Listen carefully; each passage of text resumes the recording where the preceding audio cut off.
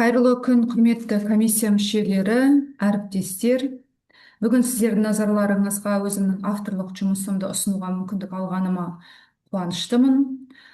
Бұл бағдарлама білім алушылардың жан-жақты дамуына, білім сапасын арттыруға және оқу үдерісінің тиімділігін күшейтуге бағытталған. Бағдарламамның тақырыбы оқу сауаттылығын арттыруға бағытталған мәтіндік тапсырмалар, әдістемелік құрал тек 9 сынып оқушылары үшін арналған. Менің негізі кәсіби ұстанымым бойынша осы оқу сауаттылығын дамыту ол бір реттік қана шара емес, яғни бұл тақырыпты әрі қарай қарастыру, дамыту көзделген деп ойлаймын. Оқу сауаттылығын арттыруға бағытталған мәтіндік тапсырмалардың мақсатына тоқталатын болсам, оқушылардың мәтінді түсіну, талдау және бағалау қабілеттерін дамыту, ақпарат іздеу, салыстыру, қорытынды жасау дағдыларын қалыптастыру, оқу барысында сыни ойлау мен шығармашылық қабілеттерді жетілдіру, функционалдық сауаттылықты дамыту арқылы білім сапасын арттыру болып табылады.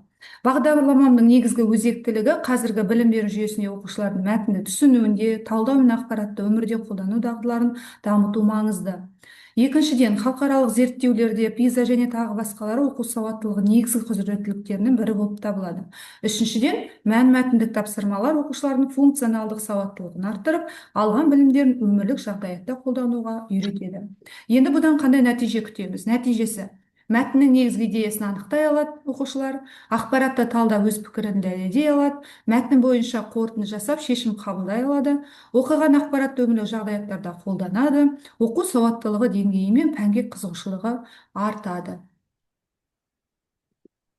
Енді осы бағдарламамның негізгі құрамдас бөліктеріне тоқталайын. Бұнда мәтінді түсіну, яғни негізгі ойды анықтап мазмұнын талдайды, ақпаратты талдау, интерпретациялау және салыстыру, байланысты салыстыру, мәтіндер арасындағы қатынастарды анықтайды, қорытынды жасау, дәлелдерге сүйене отырып шешім қабылдау, қолдану, яғни ақпаратты өмірлік жағдайларда пайдалану. Мәтіндік тапсырмалардың маңыздылығына тоқталайын. Енді бұны айтпас бұрын ең бірінші мен бұл бағдарламаны жазарда қайда сүйендім. Мен өздеріңізге белгілі Лев Выготский, әлемдік психолог, психология мен педагогика, мәдени тарихи теорияны енгізген көрнекті ғалым, және де Джон Дьюйдің, американдық философ, педагог, осы ғалымдардың ғылыми негізгі еңбектеріне сүйене отырдым. Яғни олардың оқыту теорияларына негіздеп алдым. Осы мәтіндік тапсырмалардың маңыздылығы неде? Біріншіден, оқу сауаттылығын дамытады, екіншіден, сыни ойлауды қалыптастырады, үшіншіден, білімді өмірмен байланыстырады, төртінші, функционалдық сауаттылықты арттырады, бесінші, оқуға деген қызығушылық артады, алтыншы, тәуелсіздік пен жауапкершілікті дамытады. Мәтіндік тапсырмалар оқу сауаттылығын дамытып, өмірде қолдануға үйрететін тиімді құрал. Енді бағанадан бері оқу сауаттылығы деп жатырмыз. Оқу сауаттылығының өзіне, оқу сауаттылығы, яғни бұл оқушылардың жазбаша мәтіндерді толық түсінуі, оларға сыни тұрғыдан қарап мағынасын саралай білу қабілеті болып табылады. Яғни бала не істейді? Мәтінді жай ғана оқып қана қоймайды, сонымен қатар мәтіндегі негізгі ойды ұғады, ақпаратты өз мақсатына сай қолдана алады. Бұдан қандай қорытынды шығаруға болады? Жалпы осы маңыздылығына байланысты. Мәтіндік тапсырмалар оқушыларға тек білім алуға ғана емес, яғни оны түсініп қолдануға бағыттайды. Түсінеді мәтінді, талдай алады, қолдана алады, шешім қабылдай алады. Осылайша оқу сауаттылығы артып, болашаққа деген қадам сенімді болады. Енді менің осы бағдарламам апробациядан өткен, екі көрші мектеп және өзіміздің мектепте өткен болатын. Сол апробацияның нәтижесінде 9 сынып оқушыларымен оқу сауаттылығын өткізген кезде оқу сауаттылығы 25%-ға артқанын көрсетеді. Яғни зерттеу нәтижесі не көрсетті? Зерттеу нәтижесі мәтінді түсіну, негізгі ойды анықтау, ақпаратты талдау, сөздік қорды кеңейту және қазақ тіліне қызығушылықтың едәуір артқаны. Сондай-ақ мұғалімдер тарапынан оқу процесін жеңілдететін тиімді ресурс ретінде жоғары бағалатыны анықталды. Одан бір нәтижесінің көрсеткіші көрші мектептің осы бағдарламаны қолданып апробациядан өткен мектеп өздері мадодан өткен кезде өте жақсы көрсеткіш көрсеткен болатын 9 сынып оқушылары. енді қандай әдіс тәсілдерге? Бұл жерде осы менің бағдарламамда мәтіндік тапсырмалар бар. Оқу сауаттылығын арттыруға бағытталған. Соның ішінде мынау сіздердің алдарыңызға мен мынау мына тәсілді көрсеткім келіп отыр. Мысалға біз бір тақырыпты аламыз. Үлкен жібек жолы өркениеттер тоғысы деген тақырыпты алайық. Бұл тақырыпта біз не істейміз? Баламен, яғни мәтінмен жұмыс жасатамыз. Мәтінмен жұмыс жасатқан кезде менің бағдарламамда бұл мәтін толық берілген. Сол мәтінге енді біз тапсырмалар береміз. Қандай тапсырма береміз? Маршрут құрамыз бірінші. Екінші, тарихи бейне көрініс, мұражай ұйымдастырамыз, жолаушының күнделігін жасаймыз, салыстыру тапсырмасы. Бұл жерде және тағы да тапсырмалар қосуға болады. Соған кішкене жақынырақ тоқталып кетейін. Мысалы, маршрут құрған кезде біз не істейміз? Біз үлкен жібек жолының картасын жасаймыз, оған негізгі аялдамаларды белгілейміз. Әр аялдамада қандай тауар, мәдениет немесе өнер туындылары танымал болғанын жазамыз. Бұдан кері байланыс қандай болады? Саяхатшы қандай қиындықтарға тап болуы мүмкін, балалар кері байланыс жасайды. Келесі тарихи бейне көрініске тоқталайық. Бұл тапсырмада не істейміз? Керуеннің өмірін көрсететін бір комикс немесе қысқа сурет салады балалар. Керуен мүшелерінің киімдерін, мысалы жүк тасылмайтын тәсілдерді көрсетуі мүмкін. Әр суретке қысқаша сипаттама қосады. Бұл жерде саудагерлер жүктерін базарға жеткізуі деген сияқты. Келесі, мұражай ұйымдастырамыз. Бұл тапсырмада не істейміз? Яғни үйде немесе сыныпта біз шағын көрме құрамыз. Ол жерге артефактілерді жинаймыз. Артефактілер, яғни олар не болуы мүмкін? Ойыншықтар, жаңағы кішкентай жібек кесінділер, сауда заттарының көшірмелі болуы мүмкін. Осы қатысушылар көрмеге келушілерге әр артефакт туралы қысқаша мәліметтерді береді. Қай аймақтан шықты, қандай мақсатта оны қолданды деген сияқты. Енді келесі бізде жолаушының күнделігі деген бар. Бұл жерде, яғни саяхатшының атынан күнделік жазады. Мысалға айта кетсек, мысалы, бүгін мен керуен жолында 20 шақырым жүрдім, кешке қарай базарға келіп түрлі жеміс пен зергерлік бұйымдарды көрдім, жолда кездестірген адамдардың әдет ғұрыптары мені таң қалдырды деген сияқты, тағысын тағы осылай әдемі күнделік жазып шыға алады. Келесі осы жерде беретін тапсырма салыстыру тапсырмасы. Бұл жерде қарап отырсаңыздар, міне кесте берілген, мақсаты товарларды айтайық. Мысалы, үлкен қазіргі халықаралық сауда жолдарымен салыстырамыз. Үлкен жібек жолында, мысалға, жібек, фарфор, шай болатын болса, тауарымыз қазіргі сауда жолында электроника, автокөлік, азық-түлік деген сияқты. Келесі мәдениетте, мысалы, өнер, дін, тіл дейтін болсақ, қазіргі сауда жолдарында медиа, интернет деген сияқты. Қауіп-қатер, мысалға, шөл жауынгер, қарақшылар болатын болса, қазіргі сауда жолдарында логистика, кедендер кедергілер мүмкін. Тағы да осыған бірнеше топтық жұмыс беруге болады, тағы да тапсырмалар беруге болады. Осының біз көбінде жаңағы беретін тапсырмамыз эссе жазу болатын, иә? Ең соңғы, мысалы, үйге берілетін тапсырма болуы мүмкін, сабақтың соңында беретін тапсырма болуы мүмкін. Егер сен саяхатшы болсаң, қандай тауар алып берер деген тақырыпта эссе жазуға болады. Келесі, Қазақстанның тарихи ұлы тұлғалары. Мысалға, Абылай ханды алайық. Осы Абылай хан туралы мәтін беріледі. Мәтінде драматизация, комикшасы, интерактивті карта. Яғни осы үш тапсырманы балалар орындауға болады. Мысалы, драматизацияда не істейді олар? Яғни бір топқа бөлінеді, әр топ Абылай ханның бір эпизодын сахналап береді. Мысалы, келіссөз кезінде ел ішінде күрделі жағдайды шешу немесе сыртқы мемлекетпен байланыс жасау. Дайын сахнаны камераға түсіреді, немесе соны сыныпта көрсетеді. Комикс жасау, маңызды оқиғаларды 5-6 панельді комикс ретінде бейнелейді. Әр панельді оқиға, кейіпкер, орын және негізгі әрекет көрсетіледі. Панельдер, яғни әртүрлі түстермен безендіреді, әрбір әрекет қысқаша мәтінмен оны түсіндіріп береді. Міне осылай сияқты кесте құруға болады. Интерактивті карта деген кезде саяси әрекеттері мен жорықтарын картада көрсетеді. Мысалы, Абылай ханның саяси әрекеттері, жорықтары қай елдермен байланыста болды, соны әртүрлі түстерді алып көрсетуге болады. Келесі, қазақтың ұлттық мерекелері. Мысалы, осындай мәтін беріледі. Осы мәтіннің ішінен біз айтамыз, кесте береміз. Мысалы айтайық. Бұл кестеде жаңағы санмен сәйкестендіресің, яғни мәтіндегі дәстүрлерді теріп атауларын алып шығады да, олардың жиілігін сандық кестеге. Мысалы, ол мысалға Наурыз мерекесін алайық, иә? Наурыз мерекесі, бұл көктем мерекесі, жаңа жылдың бастауы, үйлерді тазалау, дастархан жаю, көже пісіру, ұлттық ойындар өткізу деген сияқты. Құрбан айтты алады, оны бөлек, мысалы, қандай оның несі бар, жаңағы ерекшелігі бар, ол жылына қанша болады, жиілігін бір аптада, бір жыл ішінде болуы мүмкін деген сияқты жаңағы тапсырмаларды балалар кестеге толтырып орындайды. Сонымен қатар осы жерде сұрақтар құрастыруға болады, топтық талқылау жасайды, мәліметтерді әдеттегідей біз өмірлік жағдаяттармен қолданамыз, яғни өмірлік жағдаяттарда қалай қолданасыңдар деген сияқты. Мысалы, достармен көршілеріне қонаққа бару деген сияқты, қарттарға құрмет көрсету, қонақжайлық деген тақырыптар осы жерде айтылады, және балалар соны жақсы түсініп біледі. Мына заманауи педагогикалық технологияларға тоқталайық. Осының ішінде мен бір ерекше тоқталып өтетіні екі бір барлығын тоқталмай ақ қояйын. Мысалы, мына жерде пәнаралық жоба деген бірнеше пәндерді қамтитын жоба жасау дейді. Бұған тоқталатын болсам, бұл осы 9-шы сынып оқушыларына өте тиімді бұл әдіс. Бұл бірнеше пәндерді қамтиды. Бұл жерде пәнаралық жобада біз бұл ғылыми негізіне тоқталайын. Бұл ғылыми негізі, яғни конструктивизм мен пәнаралық оқыту теорияларына негізделген. Ал бұның қандай артықшылықтары бар? Бұл жерде оқушылардың кешенді ойлауы мен пәнаралық байланыстарын түсіну қабілеттерін дамимыз. Қандай нәтиже аламыз?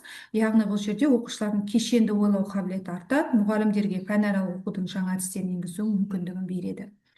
Қолдануы, мысалы, қазақ мәдениеті тақырыбында оқушылары тарихты, әдебиетті және өнер пәндерін біріктіріп жоба жасай алады. Сонымен қатар осы жердегі танымдық экспедиция деген әдісті алайық. Бұл жерде, бұл әдісте, яғни топтарда белгілі бір тақырып бойынша зерттеу жүргізеді. Бұл да дәл осы 9-шы сынып оқушыларына өте тиімді.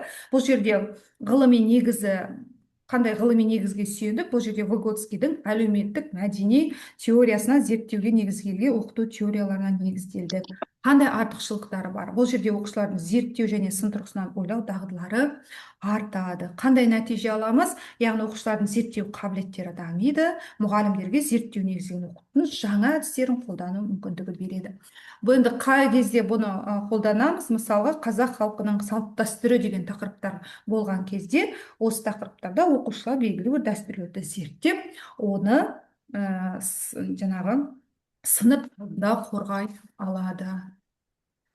Енді жаңашыл оқу әдістеріне тоқталайық. Енді осы кезде біз әдіс тәсілдерге тоқталып жатырмыз. Оны классикалық әдіс тәсілдері деген бар. Сол классикалық әдіс тәсілдері. Бұрынғы кезде біз дәстүрлі сабақта мұғалім қалай жасаушы еді? Мұғалім дәстүрлі сабақта үйретуші ғана, ал оқушы тыңдаушы ғана болады.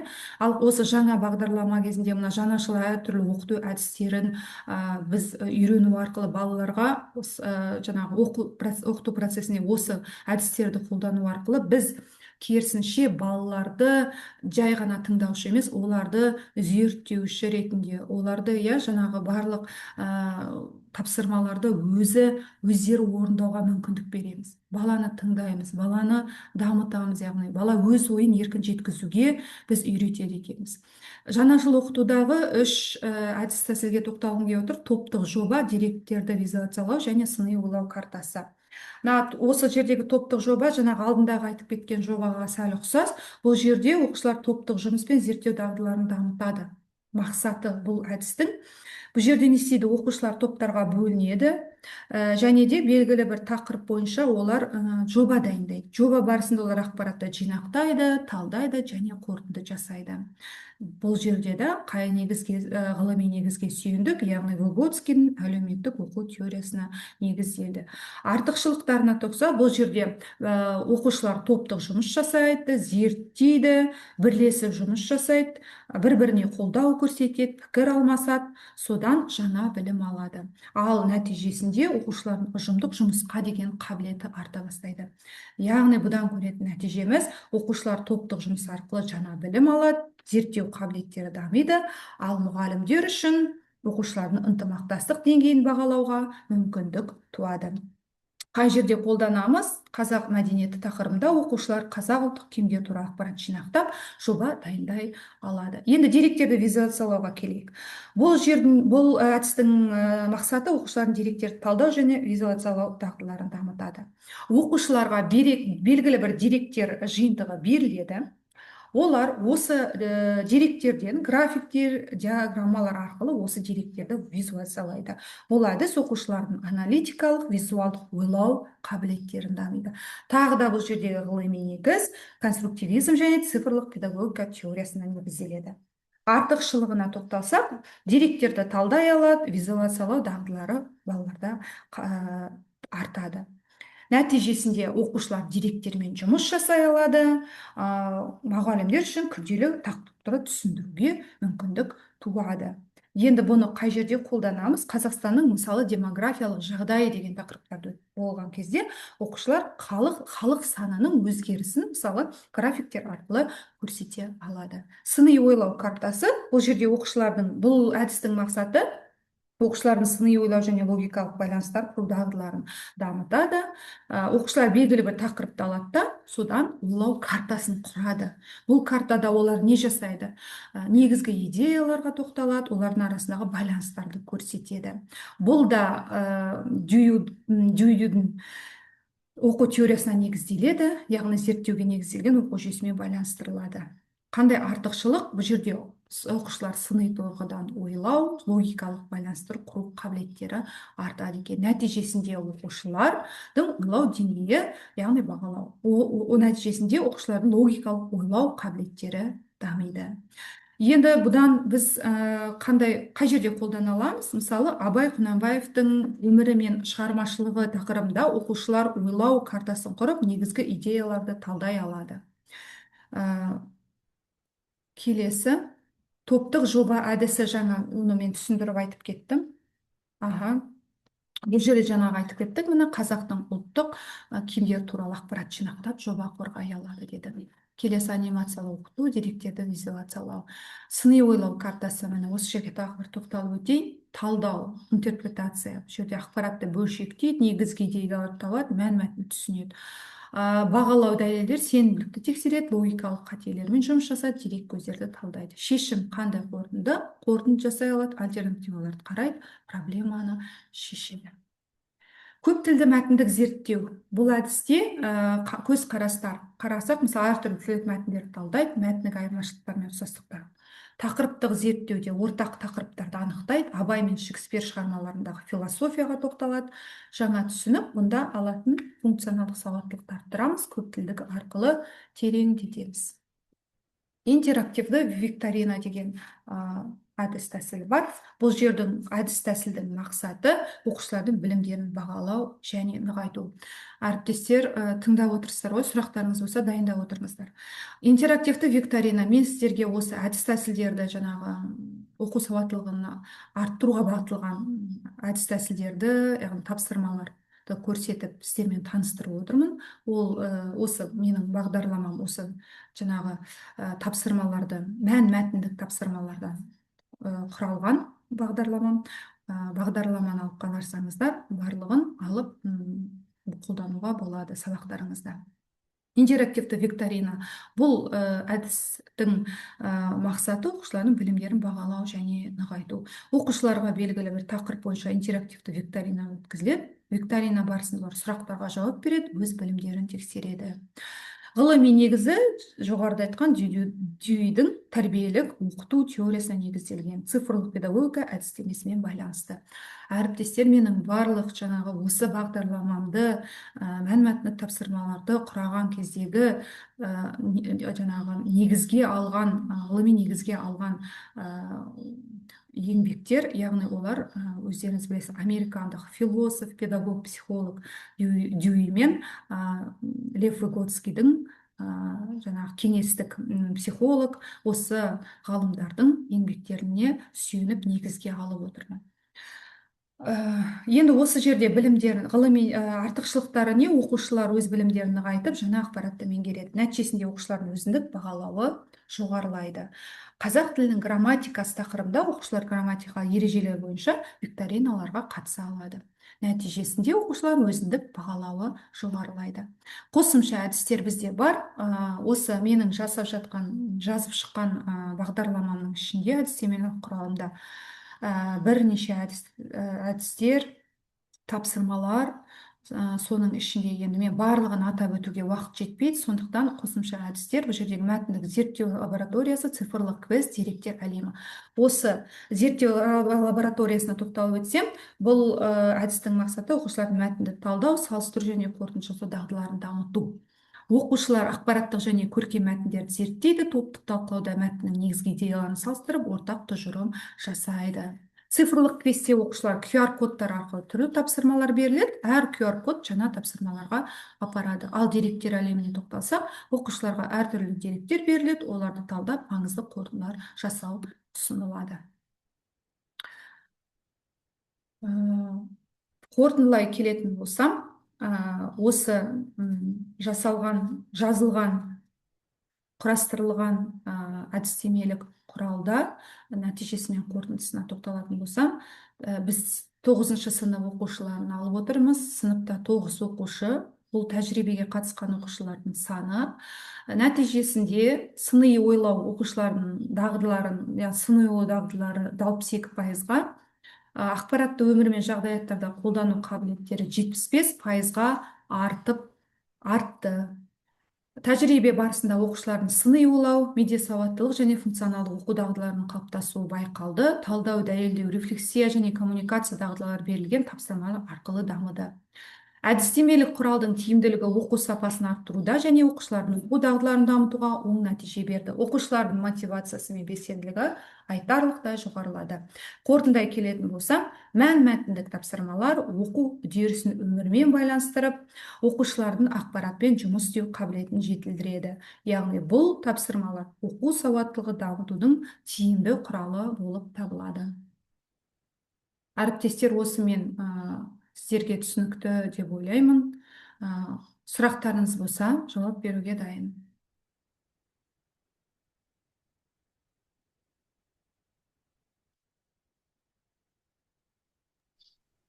Сұрақ жоқ, рахмет сізге.